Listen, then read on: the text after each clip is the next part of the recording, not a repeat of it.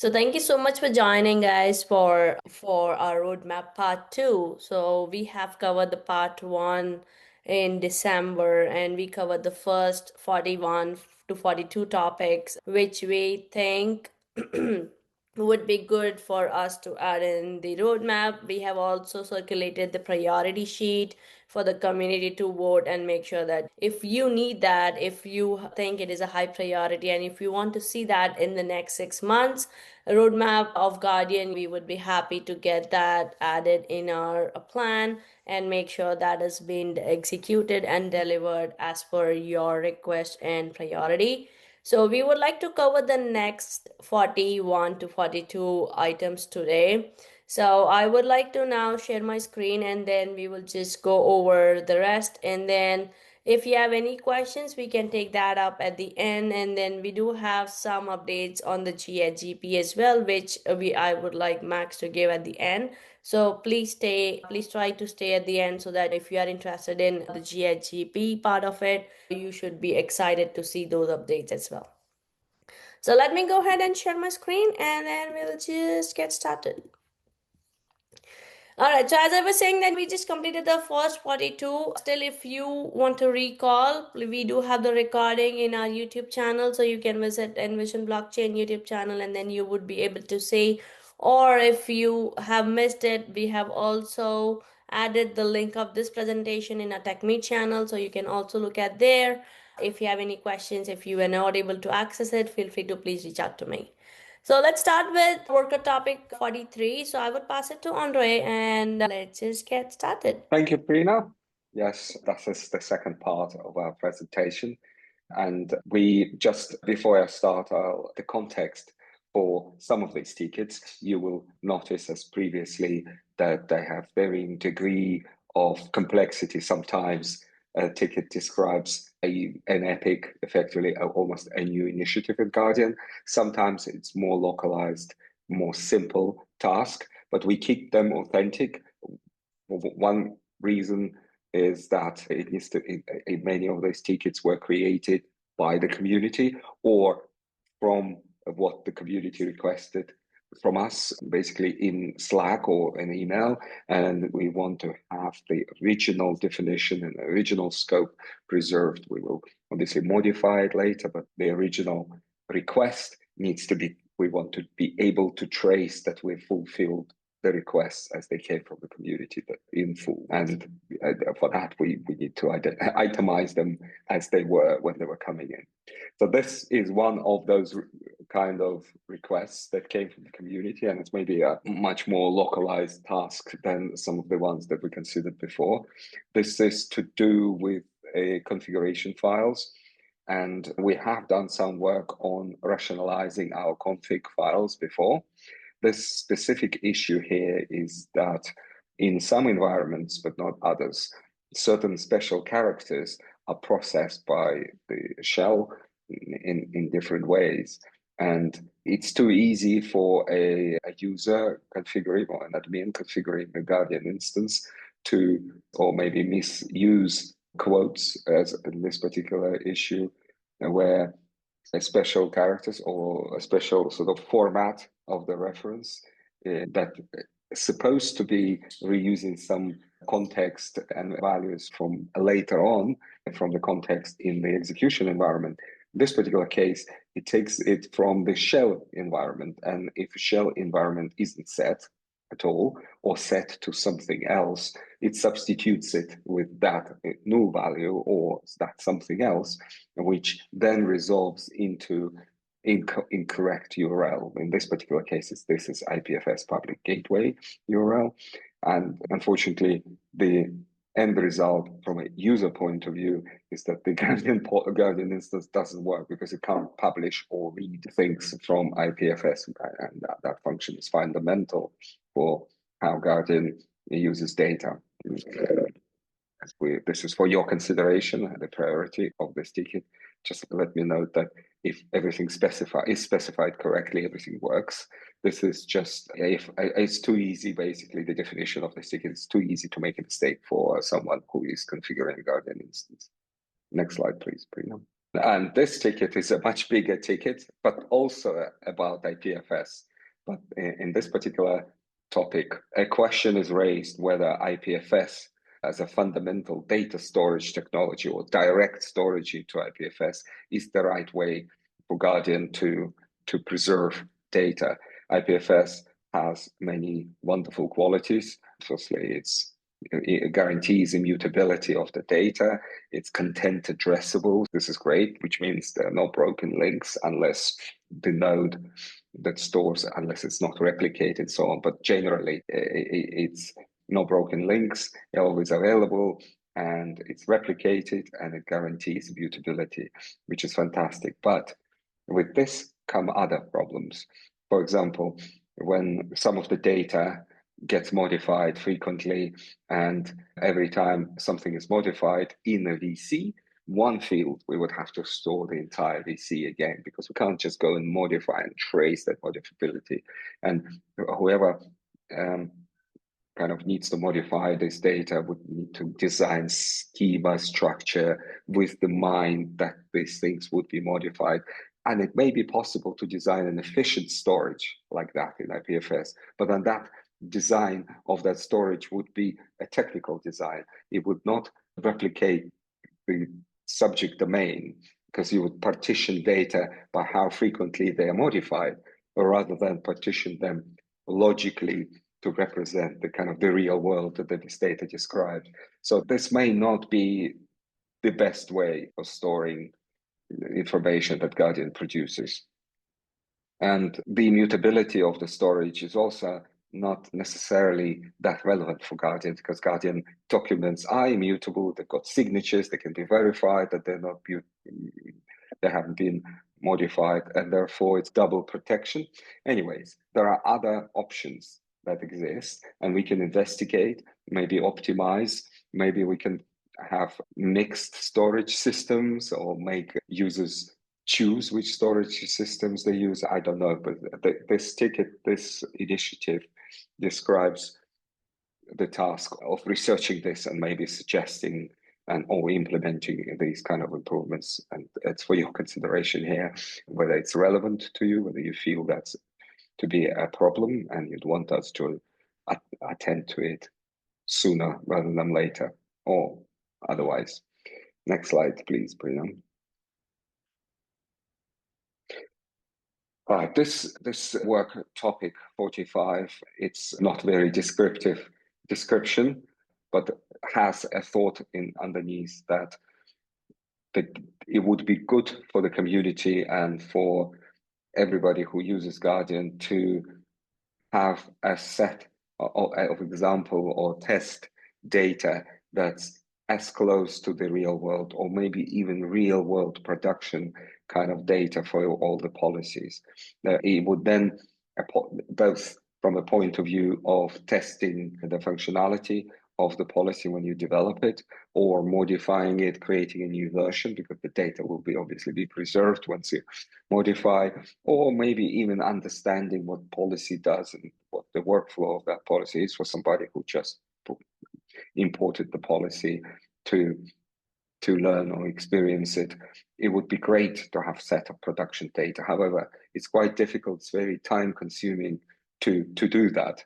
And therefore it's specified as a task, because obviously we spend, whether you prefer us to spend time on this rather than something else, for example, the previous ticket or not, it's up to you to decide. But this task is about modifying or extending, enhancing our policies, all the policies that we've got implemented with example real world project data as a test data to be used in dry run mode of operation.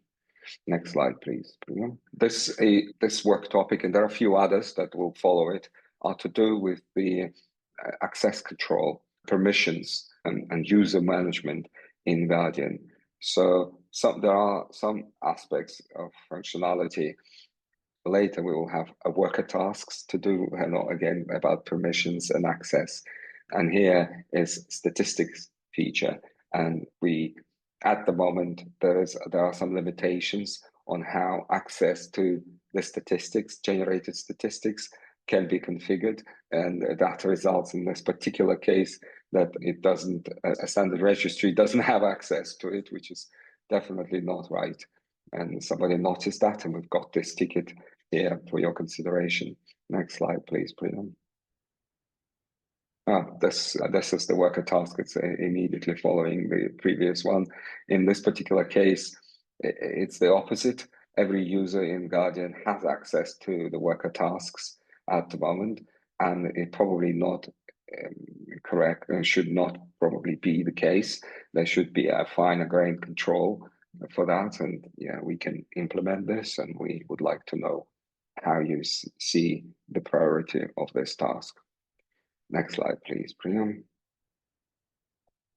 This work topic is of proposing to add the ability to search for schemas by their ID.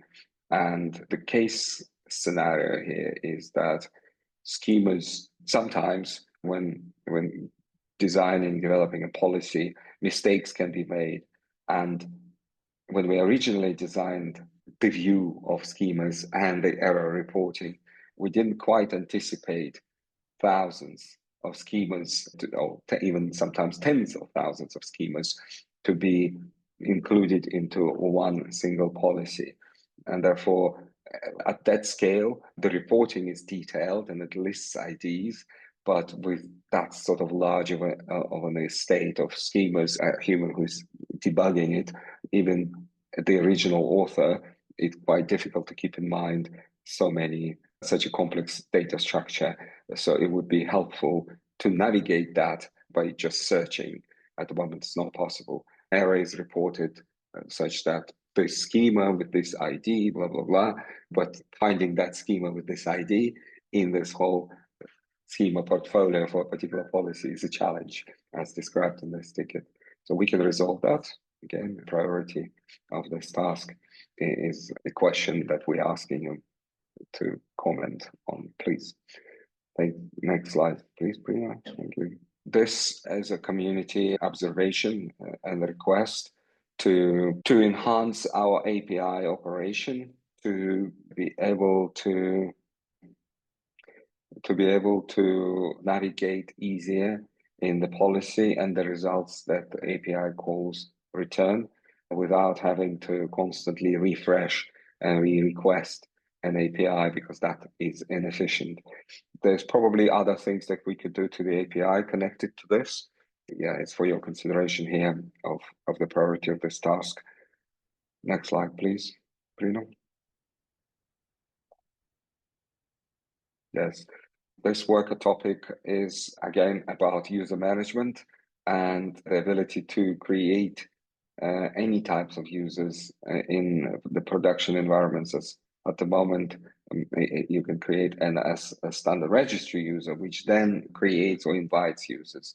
But the idea here is that it should be possible to, it probably would optimize management, organizational workflows for users, for those that run Guardian instances to enable this creation of ordinary users without a sort of SR. Next slide, please, Pritham.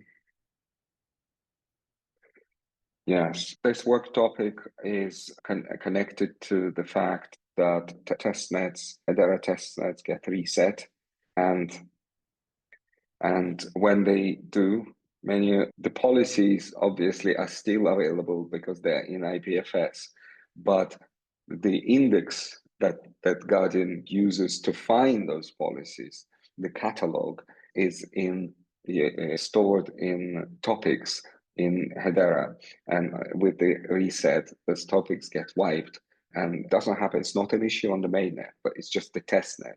Most of the activity, Guardian activity at the moment, happens in the test environment because the policy is being developed for demos and so on. It just happens. All of that happens there. There are production things, but that's a subset, I would say, of all the activity that happens in Guardian ecosystem.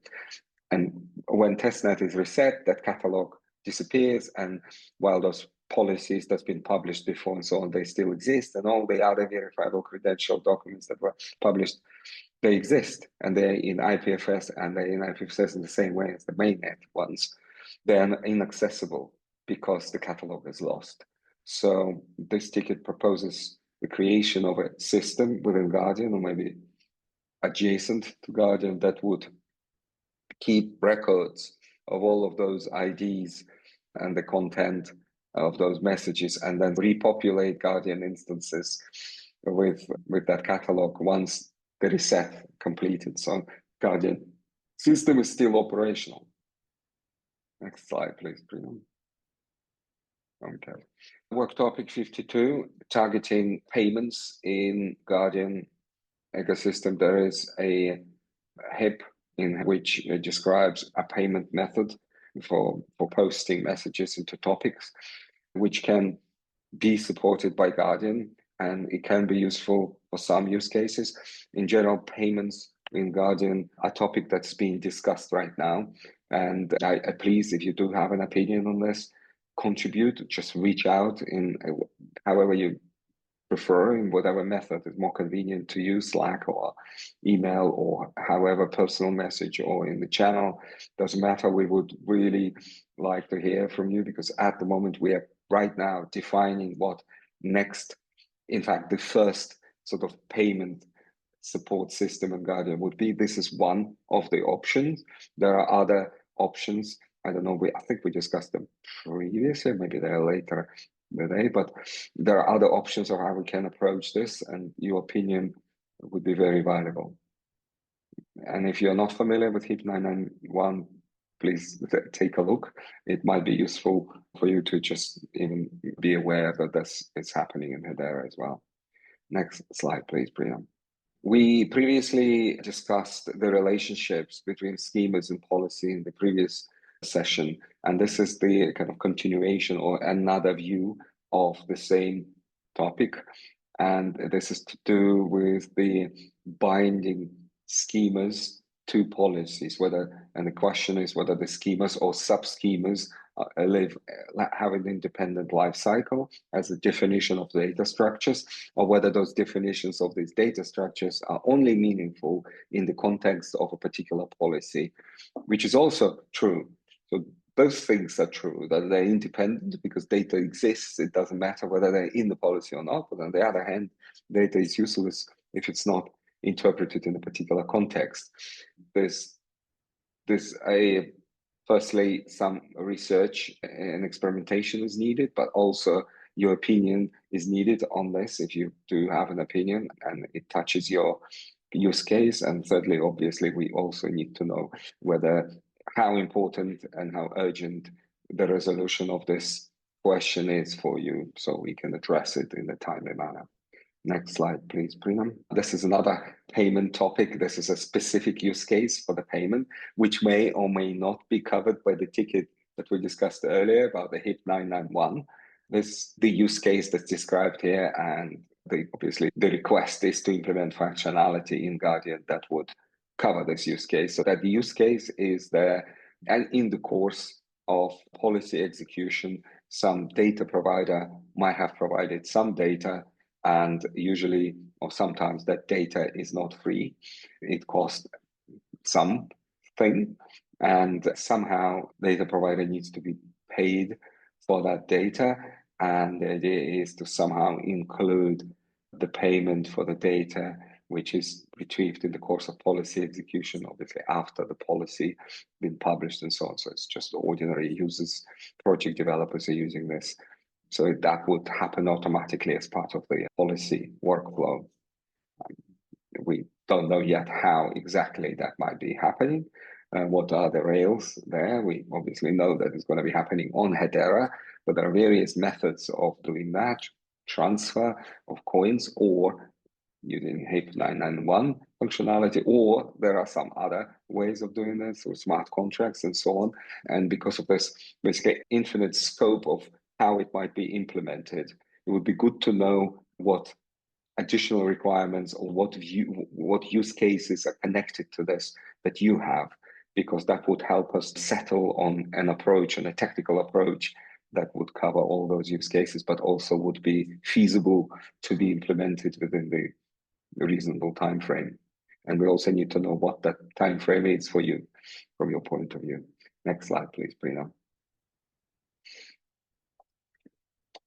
This ticket is not really a functional ticket for the Guardian. It isn't about adding new enhancements that will enable project developer or policy authors to use Guardian in such a way. It is more to do with enhancing kind of extendability and maybe maintainability of Guardian ecosystem long term. And what's proposed here is to refactor Guardian code in such a way that one piece, one component, like functional component or logical component, is abstracted into or composed into a physical component as an SDK, which can then be just taken by another group or another project or a community member to implement their own UI and use Guardian API for interactions.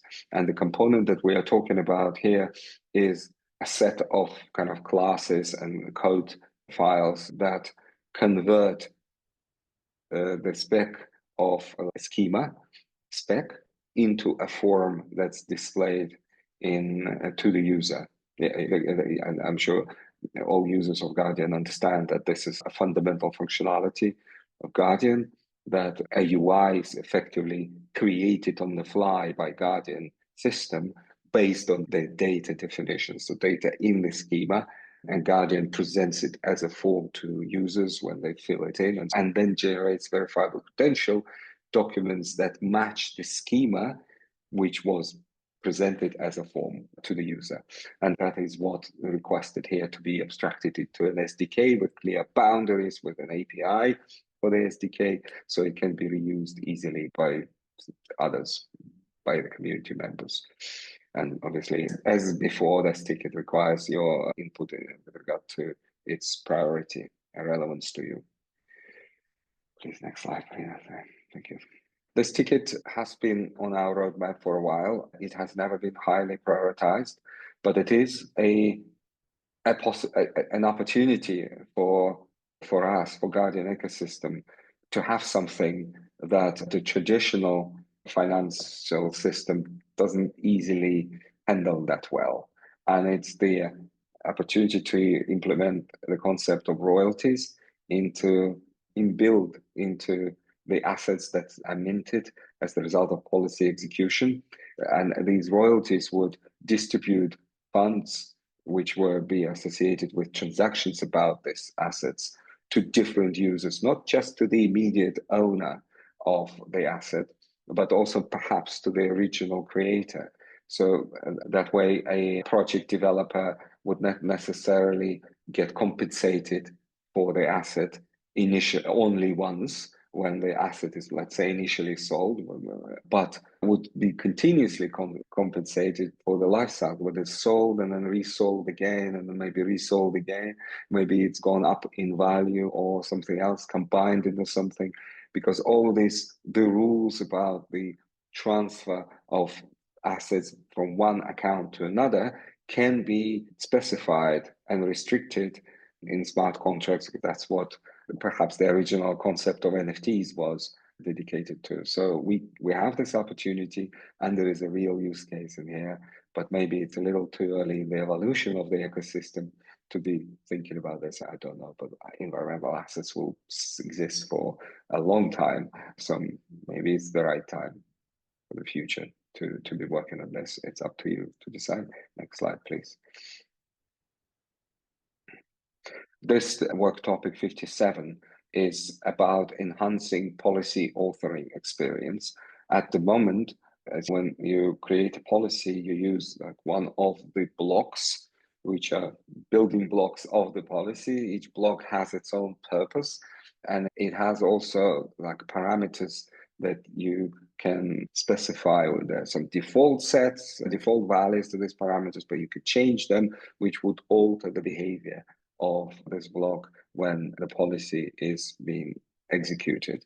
The thing that this ticket is trying to address is the complexity of configuring those blocks, because some of them have quite a lot of parameters and it's too easy to forget to change the parameter to something else. And maybe during your testing of the policy, you would not cover that specific use case where that parameter was meaningful for, and therefore it'll go into production with effectively what in software engineering is known as a defect.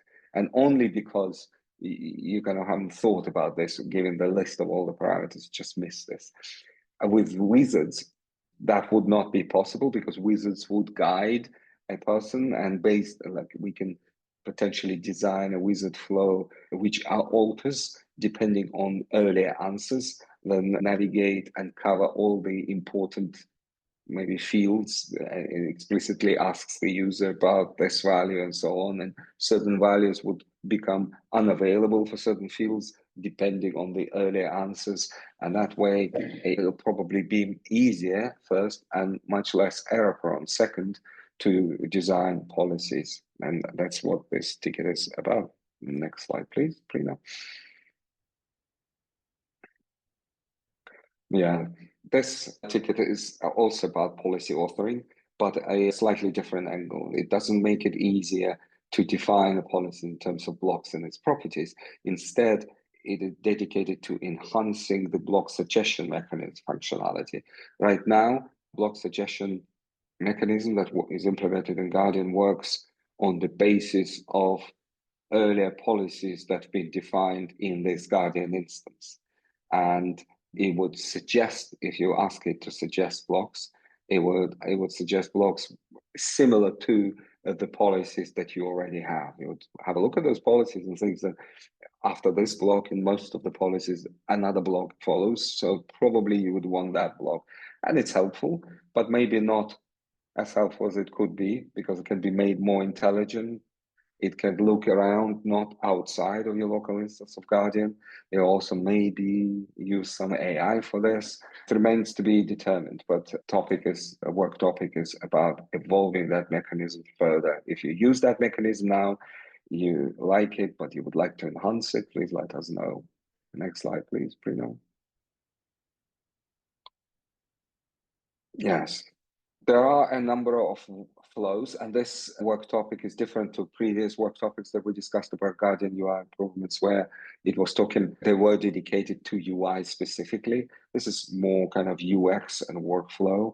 We do have quite a rich set of functionality in Guardian. To name a few, we've got tools, we've got modules. There's obviously retirement is another thing that happens in Guardian. And those flows are maybe a little too complex and maybe also not necessarily very intuitive. And therefore, a set of documentation, and users need to consult that plus the demos and so on. It would be better if the UX was predefined in such a way that users would naturally fall into the right sequence of actions. And that we can do. And we have ideas of how that might happen, but it requires investment of time, and we need your input to decide what to prioritize. Next slide, please, Prinam. One of those things that we could prioritize is notifications. We have notifications right now, and in Guardians, the signs there that show you that something has happened. But what is not possible at the moment for a Guardian user is to configure the notifications certainly not in any level of detail. And you would probably want to say disable certain notifications because you're not interested in them, and maybe say that notify me or send me a digest of all the notifications once a day, or various other just standard sort of way of configuring notifications like you have on your iPhone or an Android phone. Quite extensive ways of specifying your preferences, and in Guardian that should be possible too. What I'm not sure is how important it is for you, Guardian community. So that's why it's on the list here. Please consider, let us know. Next slide, please, Brina. Key rotation workflow. This work topic is here because it's a security best practice and quite often a mandatory requirement of security policies for many organizations to perform key rotation periodically.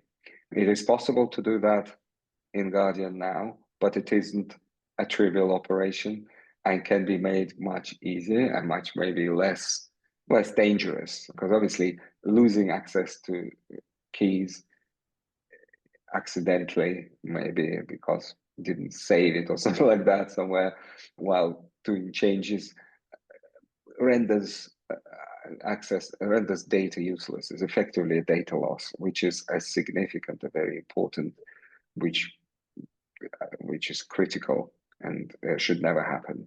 If we this topic is about designing a system, a solid system, which would allow administrators to perform these actions in a safe and efficient manner. Next slide, please, Priyam.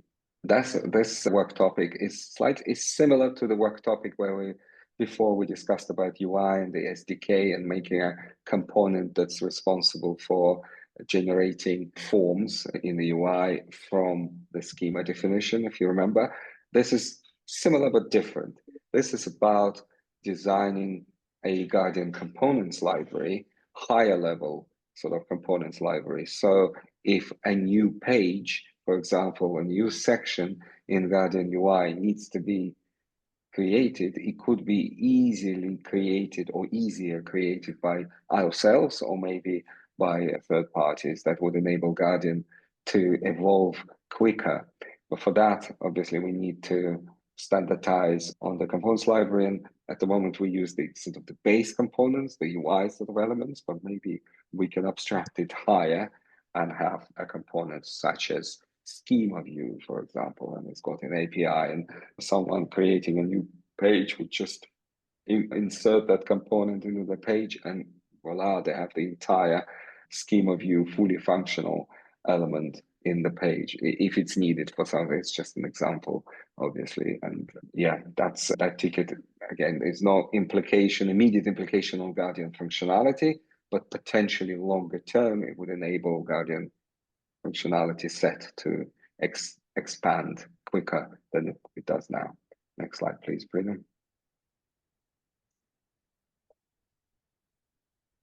Yeah, this is a technical request, and it's about changing the format of the definition as within the policy definition language, particularly policy definition. It can be and is represented underneath as JSON, and this request is about how to change that to a better method of defining specifically block properties, defining block properties. Next slide, please, Brina. This work topic is about enhancing our schema dependency diagram. We have a number of views that use a similar layout kind of thing for schemas or for data dependencies between verifiable credentials, and we've got statistics definition that uses hierarchical representation, and the visuals for the schema dependency diagram is the oldest element of such type that we have in Guardian. And as always, that things evolve, and all the later iterations of in different other places are much better looking, let's say that, and also much more useful because you can navigate it easily, you can search within them and so on. So much better user UX. We could replace schema dependency diagram with that technology or even a better technology next stage of the evolution, but this requires investment of time, and it's non-trivial investment of time, and therefore the ticket is here for your consideration. Next slide, please. Yes, this ticket of the ability to tag tokens and create various ratings of the tokens depending on the depending on the maybe quality is not the right word here, but about the maybe precision and maybe quality overall of the policy under which these tokens have been minted.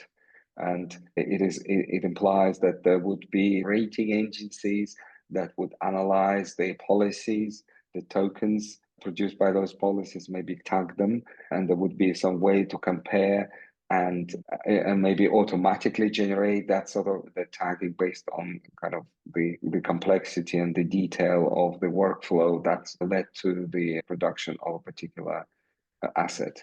And this work topic is about enabling that to happen with Guardian functionality. Next slide, please, Brina. Yes, we currently have ability to retract or revoke verifiable credentials in Guardian, and Guardian automatically traces dependencies in documents production. And if a kind of a base document is revoked, all the other documents that were generated on the basis of that, dependent on that, also get revoked. And that's a way to address errors or malicious maybe activity somewhere at the source. However, what's not been decided or implemented yet is the ability to revoke or retract minted assets. So if a verifiable credential that was like, I don't know, project definition document, which was fraudulently submitted and by mistake, let's say, approved by the VP, and certain things that happen, and then the token's been minted. If it was discovered to be false, it would be good not only to retract all the documents that were produced as part of that fraudulent project, let's say, but also the minted tokens. The problem with minted tokens, however, is that those tokens might have been sold or allocated or put as a collateral to loans or various other operations might have happened. And the current users, current owners of those tokens, they purchased, let's say, those tokens in full honesty without believing that they are correct and accurate representation of the activities. And therefore, it doesn't seem right to penalize them by just disabling the tokens. And suddenly they had, one day they had $1 million worth of assets in their token registry, and now they have zero or something like that. So a solution needs to be invented on how to deal with that correctly. And that is a non-trivial task, and they've been subject to discussions, multiple discussions at the community meeting, but we haven't either got to a definition of what the acceptable approach is, or certainly not the implementation. So this is for your consideration here. How important is it for you? And do we need to invest time into this now or in the future? Next slide, please, Brina. Yes, at the moment, our trust chain graphical UX representation allows users to quickly visualize how all the relevant milestones in the life cycle of the data that and project that led to production of a particular token. What it doesn't cover is the fact that policies could have evolved and new versions might have been created and the project might have been transitioned to a new version of the policy. It's not easy to see when it happened and how and who's done it. And I think it is about improving this policy versioning, and new and similar changes were reflected in the trust chain, easily visible to the users. Next slide, please, Brian. Okay, yes, this is another revocation topic. So previously we discussed a revocation of what to do with the minted assets when the basis of reasons why the assets were minted has been revoked because for some reason maybe it was invalid or something like that. This is another complexity on top of that.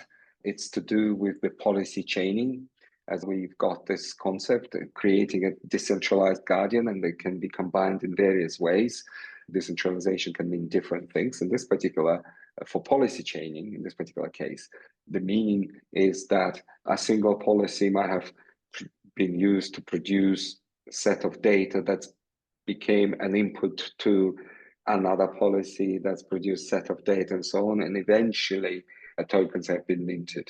And if somewhere early in this policy chaining something's been revoked, it needs to be identified and picked up by all the policies in the chain and processed correctly. This is currently not the case.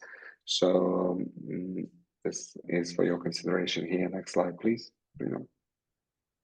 How are we doing for time, Priya, if I may ask? I don't see the... No, so we 1.5 hour session today, so we are good with, we just crossed 47 minutes, so still we are good with the time. Okay, okay, thank you. Yes, this work topic is about being able to, not being able, being able to use other third-party out-of-the-box tools that are available out there for managing, dealing with NFTs, transferring, and so on, with Guardian-generated NFTs. For that, Guardian-generated NFTs need to be compatible with a standard that's prevalent in Hedera, which is described in 412. And yes, if that's required for your use case, please let us know. Next slide, please, Priya. We have recently encountered a use case where Guardian Oracle service is needed, not necessarily to verify token trust chain, but for you can broadly describe what is needed there for even with these terms. But there are many use cases in which an Oracle service would be required because much of the sort of functionality to do with assets once they've been minted, all the sales, all the various transactions, they are implemented mostly as smart contracts. And smart contracts need to have access to various aspects of the lifecycle or properties of the token. And some of those are not directly available on chain. And for that, they need to be exposed to the chain because that's the only way smart contract can access that data, and that's what the role of Oracle service would be. And at the moment, there is no kind of, not even the sort of the Rails, the component that can be extended. And this ticket is about creating such system out there, which can then potentially be populated with various sets of data by third-party systems, maybe, and that way, Oracle data or data from token evolution would be available to smart contracts to make decisions of payments, maybe rates, loans, repayments, maybe, and so on. Next slide, please, Prina.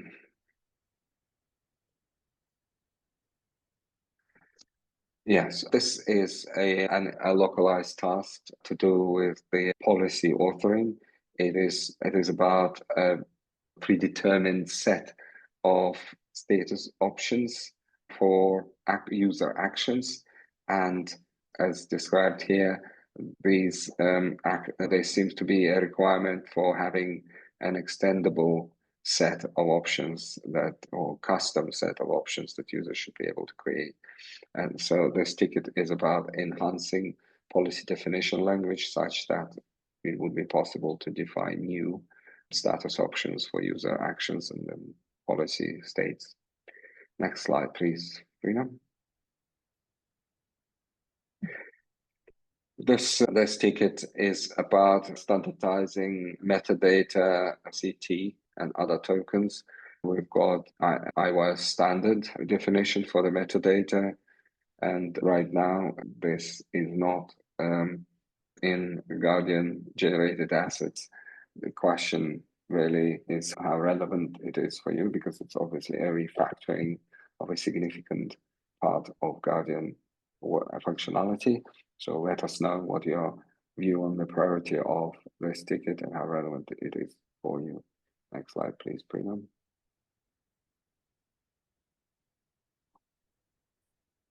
Okay.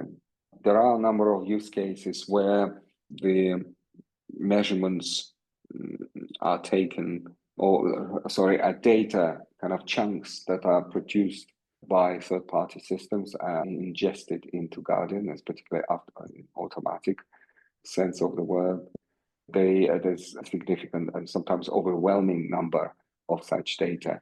We've encountered maybe tens of thousands of measurements, maybe a day, but we in this particular ticket, we are envisioning slightly different use cases where mass-produced products that have RFID tags, for example, I don't know, shoes. If you'd wanted to track the carbon footprint, no pun intended, of your footwear, it would be quite difficult for a Guardian system to manage those individual atomic sort of data sets because there are just so many of them. And Guardian backend will cope with this. What is challenging is how users would be able to access that data and manage it and make them use of them, even search for them and so on. And that's what this ticket is about, is making sure that high volume measurements that are propagated into Guardian systems are handled appropriately. Next slide, please, Prina.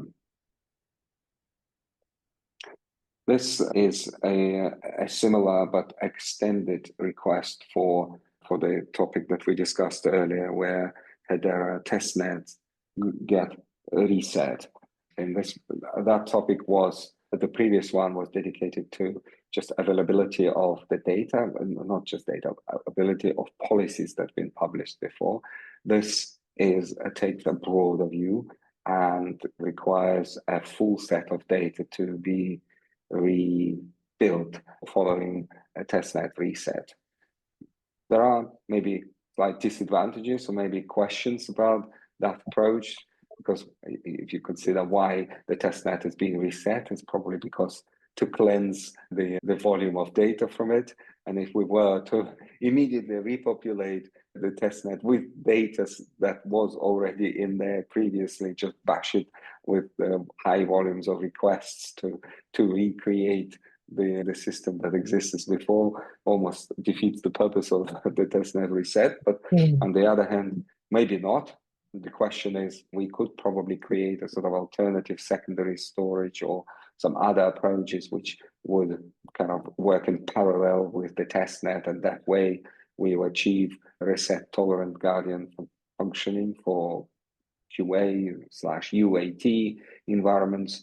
But again, any solution here seems to require significant investment of resources, and we are here to decide on how those resources need to be invested or should be invested, and your view on that is very valuable. Please let us know if this topic is relevant to you or more relevant than other topics that we discussed previously, or we'll be discussing a little later. Next slide, please, Brina.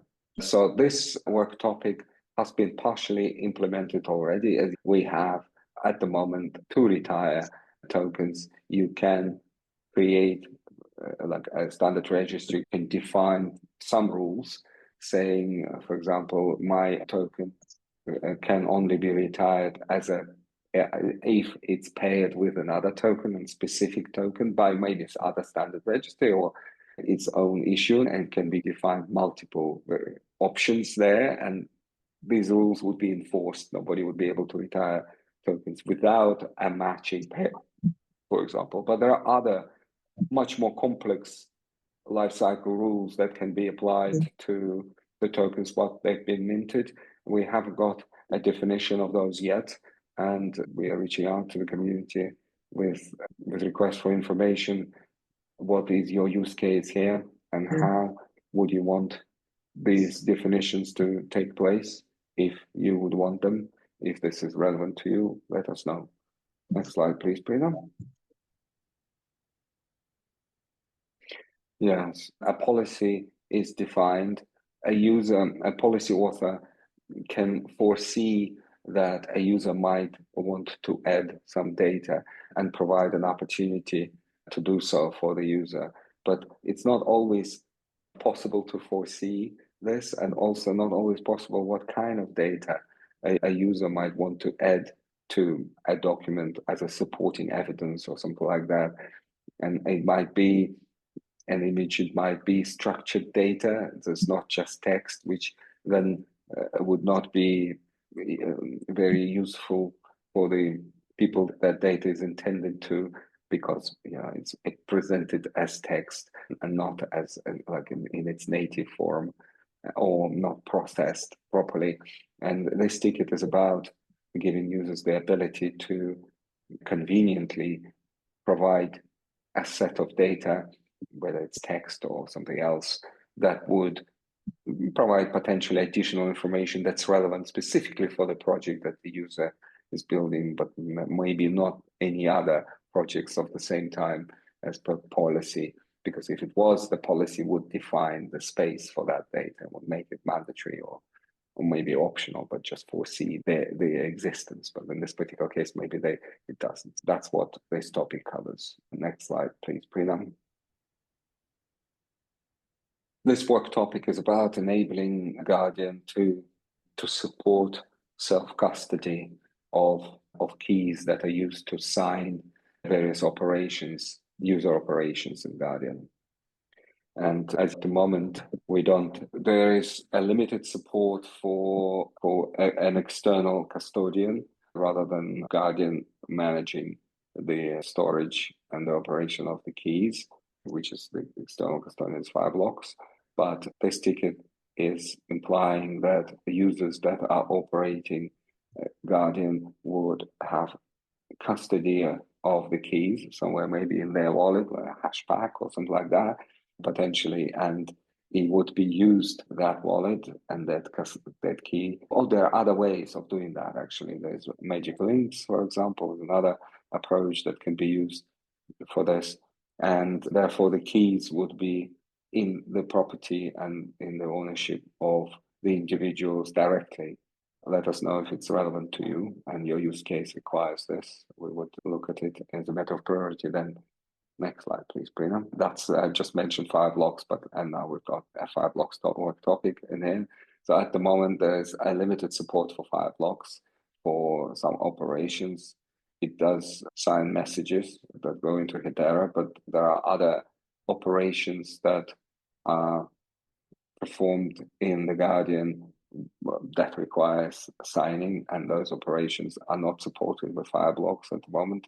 So this ticket is about expanding the scope and making all operations that require keys to be performed via Fireblocks API. Next slide, please, Brina. Okay. So this work topic has been partially implemented already, but it's about extending the user permissions and roles to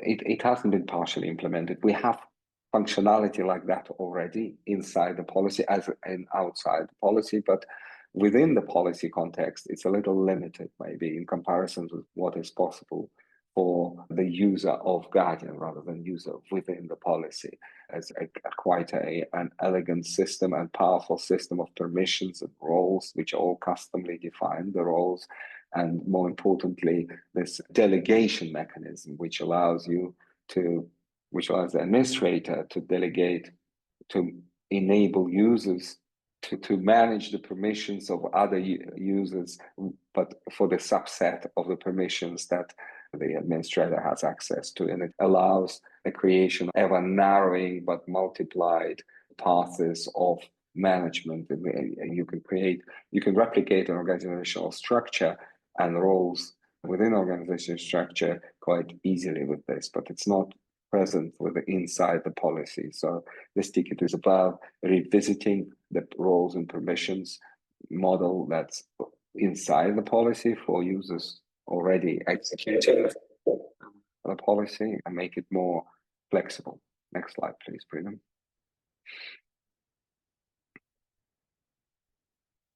Yes.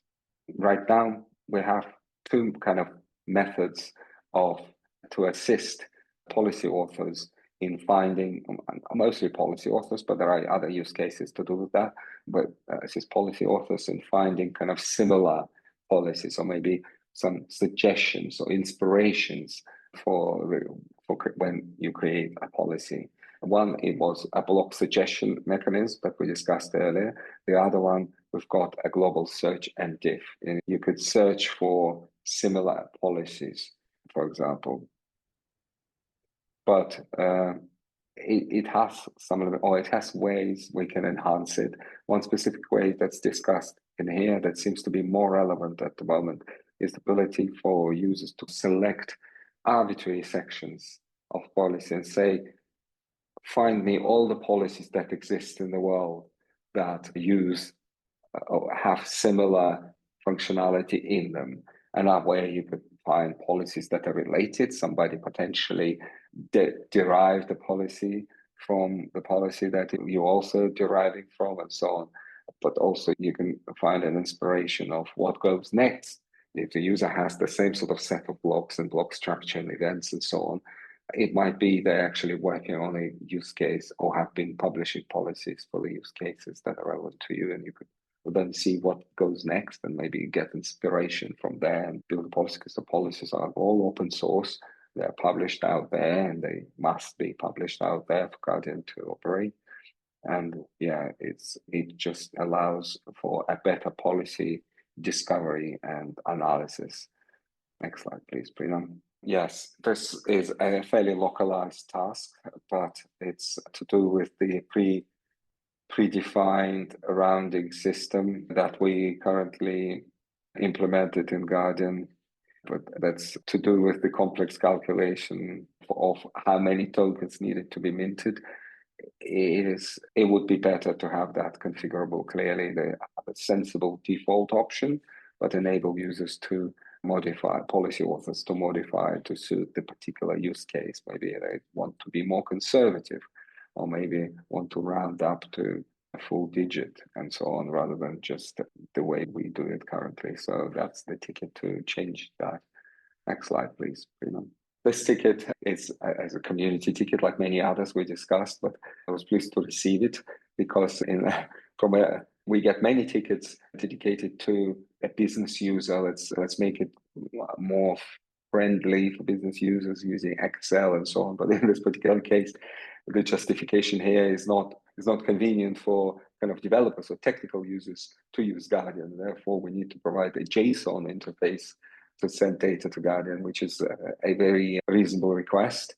But I guess the question for us is how relevant it is to you, because obviously it seems very sensible and matter to us and maybe certain types of individuals, but we have to prioritize. And the question is whether the community as a whole deems this to be of high priority or priority high enough for us to undertake this development soon. So yeah, again, for your consideration, please. Work topic 83 is targeting the enhancement of our mint and retirement contracts.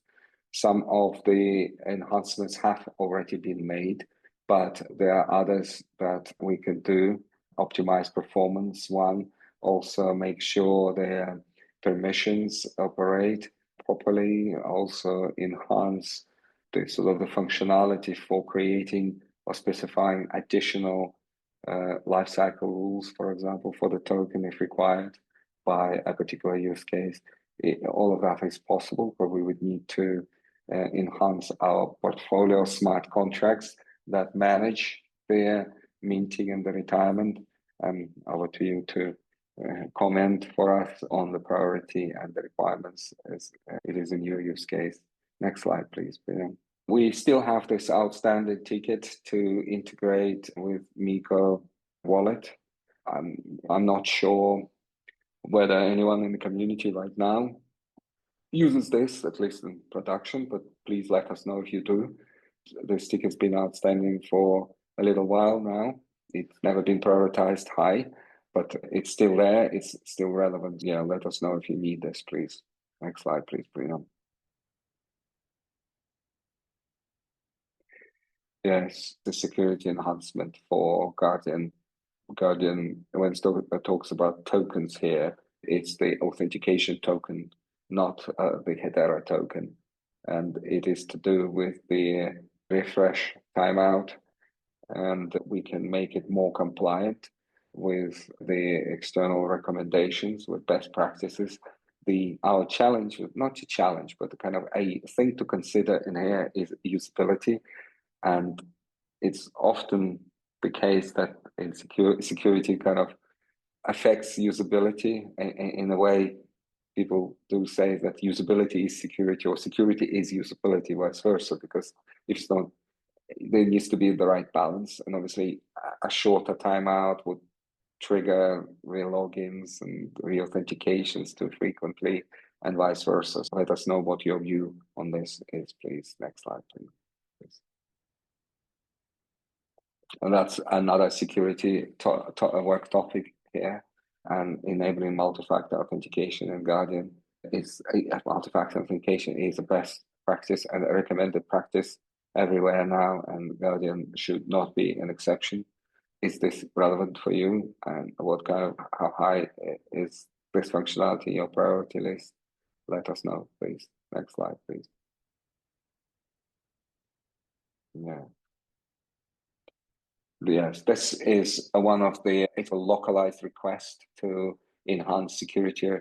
And it's not really security, maybe, but it's a maintenance, which is relevant for security of our smart contract portfolio that manages token lifecycle, minting, and retirement, and a specific role of the owner. And it could be made to changeable. And if it's not changeable, but let's imagine the key is lost or something like that, then it presents challenges. So yeah, it's a request to optimize our smart contracts, similar to the previous ticket that we discussed earlier. Next slide, please, Brian. Once again, this is a security/maintain ticket, and no fundamental change to several previous tickets as well to Guardian functionality or any enhancement of the user experience. But it is an important aspect that to bring the Solidity version to the latest topic. At the time of writing, it was, I think, 26, but I think it's 31 at the moment already. But anyway, that doesn't really matter. At the time when we start implementing it, we would have to take the latest and work on that. The point is, these things need to happen continuously. Periodically, we would have to do upgrades, and sometimes these upgrades uncover some incompatibilities. Sometimes they fix some defects that were exposed by our usage of the functionality, not necessarily defects, but defects that existed, or maybe controversial, maybe questionable practices that existed in Solidity previously. So yes, that's for your consideration. But as far as I'm concerned, this needs to happen. I think those are not non-negotiable kind of things for software. It needs to be kept alive and updated. Next work topic, HBar transfer block. This is one of the broadly called payment tickets that we discussed twice before. It's specified as just the ability to transfer from within the policy or from within Guardian HBars from an account to an account. But I think we should really think about a little bit broadly about this, and not just the transfer of HBar, but generally payments. So once again, for your consideration, please, and let us know. We are defining payments functionality right now and refining those tickets. And all of these tickets are in consideration, plus other non-spec items yet, just the things that we know. So we would very much welcome your contribution in terms of use cases and how you see this to be relevant to you. Next slide, please, Brina. Thank you. This is just software continuous integration, sort of software practices, software development practices improvement, and making build process more efficient is probably will be quicker and more convenient for everybody, including our own developers as well. So it just requires some investment of time, which doesn't directly impact the functionality of Guardian. So we're always quite wary about this work where there's no visible enhancement for the ecosystem. But let us know if you would like us to work on this. Next slide, please, Brina. Yeah. Yes, this ticket is about enhancing Guardian UI to be more suitable for integration with third-party developed systems. In particular, in this particular case, specifically, the request is about supporting stateless custom user interfaces. And there are a number of decisions and a number of components that we have developed, and it is relevant but different a view on if you remember the earlier ticket of Guardian component library. This is talking about reusing existing Guardian UI and in particular aspects where it's challenging for the context where the UI system must be stateless. It's a community-driven request. So let us know how important this is for you and how relevant this is for you. This would be a significant undertaking, but we will do that if deemed necessary. Of course, it would be our pleasure to do that if necessary. So let us know. Next slide, please. This request is about being able to export data in the visual format from Guardian. We discussed previously enhancing our schema tree view within the Guardian, but this ticket is about being able to export it externally into a UML format so it can be imported and shown in other third-party systems and maybe inserted in PowerPoint presentations, into teaching, educational materials, and so on, maybe even as evidence of how it works and so on. So let us know if that's relevant to you, please. Next slide, please. Yeah. All right, thank you, Andre. I think that was the last worker topic, but now I would like to pass it to Max to give few updates on the GHGP, what we have completed, and then what would be our focus on our next phase, 6 months. Thanks, Prina. Thanks, Andre. Yeah, just a few progress updates and some forward-looking items on the GHG emissions accounting side of things and GHG accounting with the Hedera Guardian, the GHG Protocol Policy version 3, the draft workflow and the accompanying documentation has been completed. We've created a master requirements list, business and technical requirements from some extensive community discussions, inputs from community members and their use cases, as well as research on GHG accounting topics. The main framework schemas, which are those that will be common to all instances of the GHGP version 3, is near completion, and we began work on the initial toolbox for GHGP version 3, that being the top priority tools and modules that will be accompanying the next version of the GHGP policy. The types and functions of those tools will be for source calculation, which will be based on specific quantification methods and approaches for specific GHG source categories, activity data collection, which are based on specific activities and the corresponding data sources, secondary data tools, which will be referenceable databases for emissions factors, product carbon footprints, global warming potentials, etc., and supplementary reporting tools, which will be supporting additional reporting frameworks such as the CDP and the European Sustainability Reporting Standard. We've also were working together with Winkle. We've created 10 methodologies, which we later streamlined into 6 that are in alignment with the Korean national guidelines, and those are to be integrated into the next version of the GHGP policy as source calculation tools. Some of our top priorities for 2026 would be to continue discussing and refining the draft workflow and the mainframe schemas, the technical development of GHGP version 3, some specific tools and modules for the initial toolbox. For source calculations, we'll have one basic calculation tool for each emissions category. And as I mentioned earlier, the Korean national guideline tools developed by Winkle. For activity data collection, we'll have one for each emissions category, one for live electricity IoT meters, and for electricity and natural gas, one for electricity and natural gas invoices, common ERP system, and GPS data.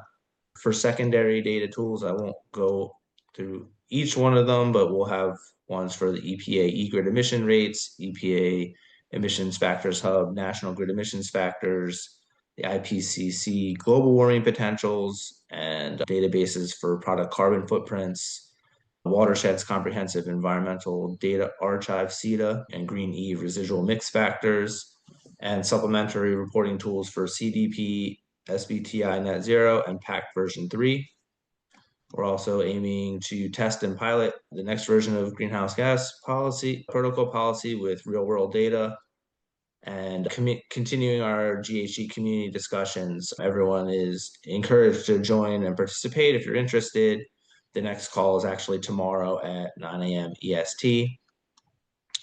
And we'll be discussing MRV and assurance requirements of environment emissions trading systems, specifically the EU ETS, and some lessons learned for reasonable levels of assurance processes in general to be applied to the next version of GHGP policy. And some comments on how the community is shaping the roadmap. The next version of GHGP has been highly collaborative process. So we've gathered and we are continuing to gather technical and business requirements from 17 community organizations.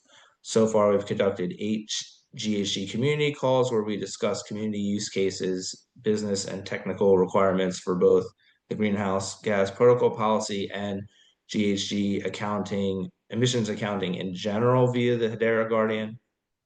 And those previously mentioned methodologies developed together with Winkle, they will be integrated into the GHG policy as source calculation tools for fixed combustion, mobile combustion, waste disposal, indirect emissions from electricity, indirect emissions from heat and steam, and for the mineral industry, cement production. So that's a quick overview of where we are now and what we're hoping to achieve in 2026. And yeah, if anyone has any questions, please let me know. It could be here, it could be over Slack. Please join the community calls if you're interested. And yeah, that's about it from my side. Thank you, Max. All right, so we are at the end of our workshop topics and the GHG plan and the current updates, what we have achieved so far. So I would like to now open and see if any of them have any questions for us.